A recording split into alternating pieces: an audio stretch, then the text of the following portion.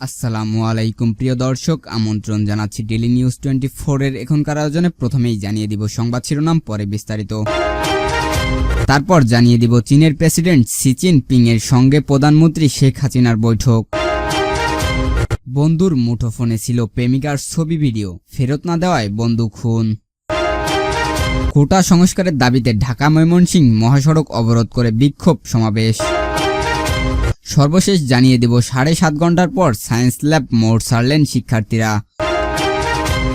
এতক্ষণ শুনছিলেন সংবাদ শিরোনাম, এখন বিস্তারিত। বন্ধুর মুঠোফোনে ছিল প্রেমিকার ছবি ভিডিও, ফেরত না দেওয়ায় বন্ধু খুন। কক্সবাজার সদর উপজেলার জিংজা ইউনিয়নের খলিলুল ঘাটপাড়ার যুবক আব্দুল্লাহ আল মামুনকে পরিকল্পিতভাবে হত্যা করা হয়েছে। মুঠোফোন থেকে প্রেমিকার ছবি ও ভিডিও ফেরত না পেয়ে মামুনকে হত্যার পরিকল্পনা করেন।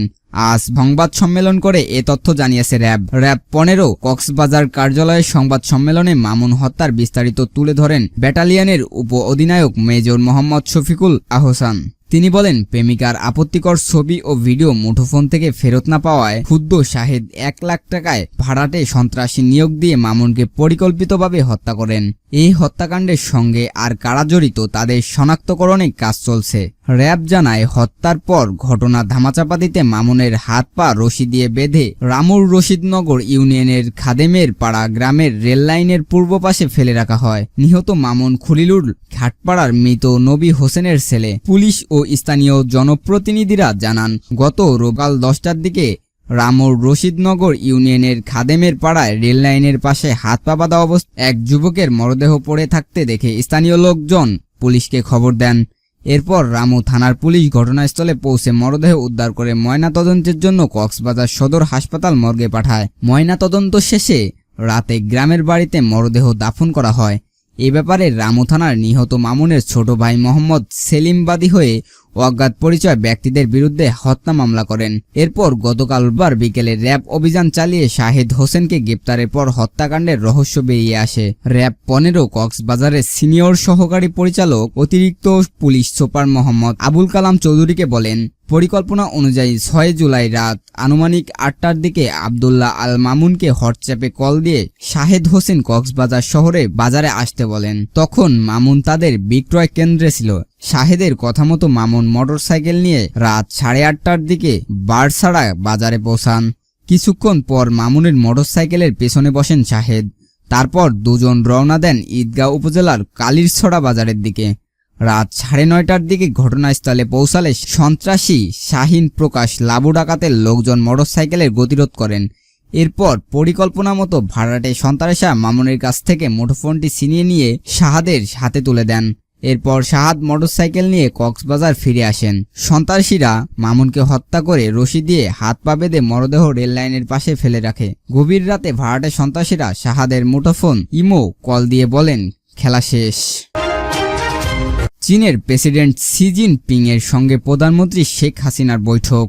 চীনের প্রেসিডেন্ট শি জিনপিং এবং প্রধানমন্ত্রী লি কংডারের সঙ্গে পৃথক বৈঠক করেছেন বাংলাদেশের প্রধানমন্ত্রী শেখ হাসিনা। প্রধানমন্ত্রী বুধবার সকালে চীনের প্রধানমন্ত্রীর সঙ্গে এবং বিকেলে চীনের প্রেসিডেন্টের সঙ্গে গ্রেট হল অব দ্য পিপল বৈঠক করেন। চীনের প্রেসিডেন্ট শি জিনপিং এর সঙ্গে বৈঠকের মধ্য দিয়ে আনুষ্ঠানিকভাবে শেষ হয়েছে বাংলাদেশের প্রধানমন্ত্রীর চীন সফর। দক্ষিণ আফ্রিকার জোহান্সবার্গে 15তম ব্রিক্স শীর্ষ সম্মেলনে ফাঁকে সাম্প্রতিক বৈঠকে প্রধানমন্ত্রী শি জিনপিং এর সঙ্গে তার শেষ আলোচনা হয়।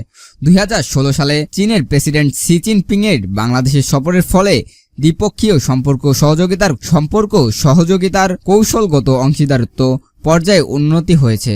বাংলাদেশের প্রধানমন্ত্রী আজ সকালে গেট হল অব দ্য পিপল চীনের প্রধানমন্ত্রী লি কিংআর সঙ্গে একটি প্রতিনিধি পর্যায়ে দ্বিপক্ষীয় বৈঠকেও করেন। বৈঠকের পর বাংলাদেশ ও চীন বেশ কয়েকটি সমঝোতা স্মারক সহ 21টি দলীয় সহ সই করেন।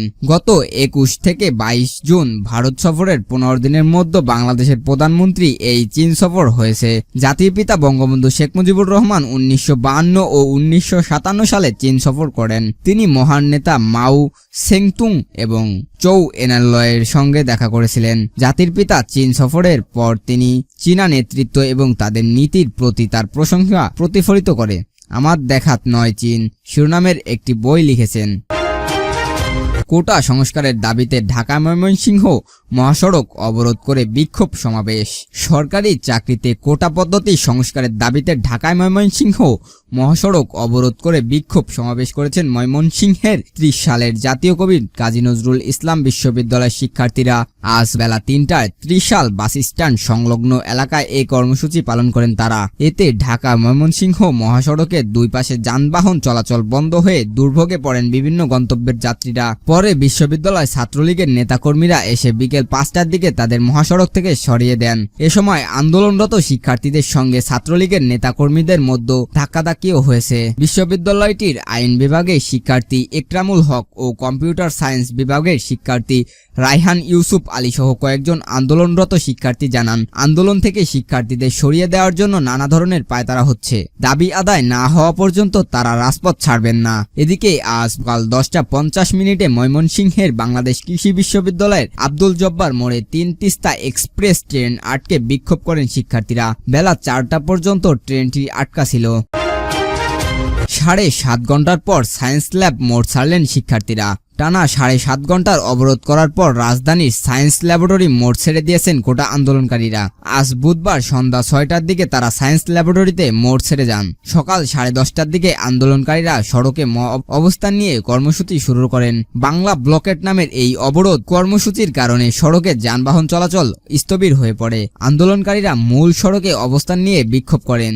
তখন তারা কোটা না মেধা, মেধা মেধা, আপোষ না সংগ্রাম, সংগ্রাম সংগ্রাম এসব স্লোগান যোগ করেন।